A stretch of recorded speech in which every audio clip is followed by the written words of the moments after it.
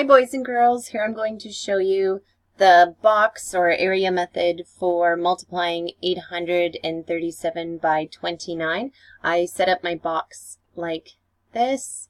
I break apart the 837 to 837 and 29 into 20 and 9, and then I just multiply the numbers together. So 7 times 20 is 140, 7 times 9 is 63, 30 times 20, 600, 30 times 9 is 270, 800 times 20 is 16,000, or I can think of it as 8 multiplied by 2 is 16, and add in the 3 zeros, and then 8 times 9 is 72, but it's not 8 times 9, it's 800, so I add in the 2 zeros.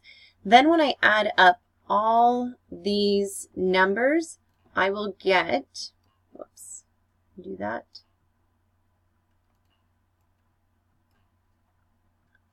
$24,273.